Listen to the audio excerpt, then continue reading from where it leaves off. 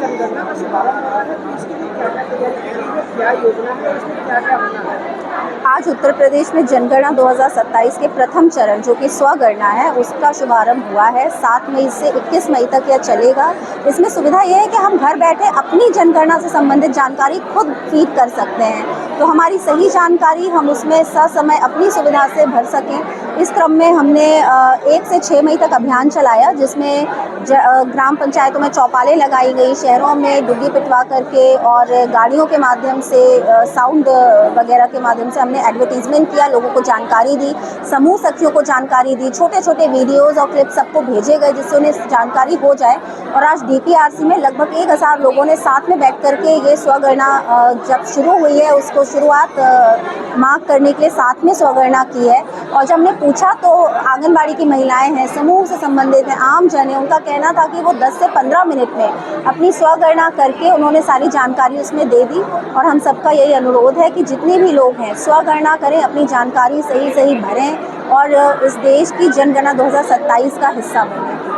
बहुत सारी त्रुटियां भी आएंगी, बहुत सारे ऐसे लोग हैं कि जिनकी एक के बाद 2-3 जगह मकाने होंगे, घर होंगे, वो लोग कैसे? इसमें कॉन्सेप्ट ये कि आप जिस टाइम पे जहाँ रह रहे हैं, जैसे यदि आप मेरी बात करें तो मैं भोपाल की रहने वाली हूँ, मैं भोपाल में रहती हूँ, मेरा घर वहाँ पर है, लेकिन इस समय चूंकि मैं सोनभद्र में निवास करती हूँ, तो जिस घर में मैं रह रही हूँ मुझे उस घर से संबंधित जानकारी देनी चाहिए।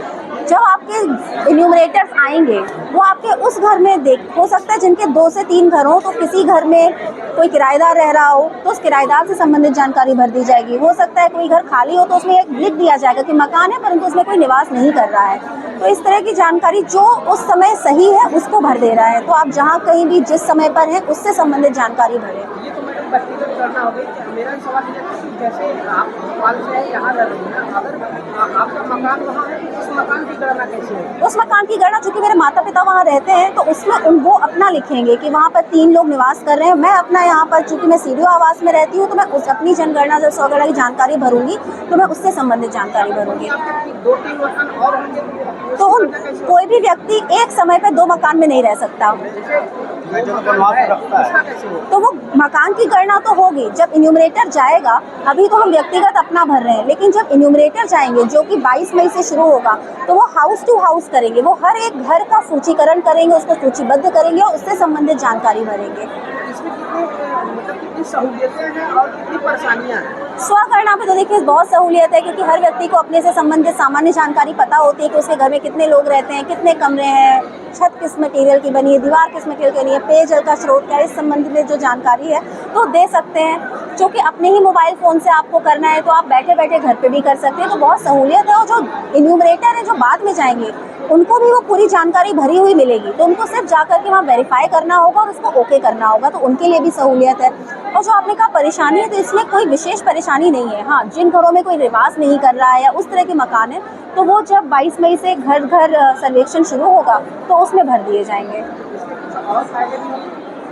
सरकारी लाभ नहीं, सेंसस का डेटा तो पूरे देश का एक एक व्यक्ति को गिन करके जनगणना का डेटा बनाता है और उसके बाद में चल करके हमारी पॉलिसीज़ बनती हैं। ना तो ये डेटा कोई वोट बैंक से रिलेटेड है, ना ही ये आपके किसी लाभार्थी परक योजना से रिलेटेड है। ये इस तरह से किसी योजना परक डेटा से संबंधित नहीं है। एक सामान्य जानकारी है कि हम इस देश में रहते हैं तो हम इसके बारे में अपनी जानकारी दे दें। बहुत आसान है।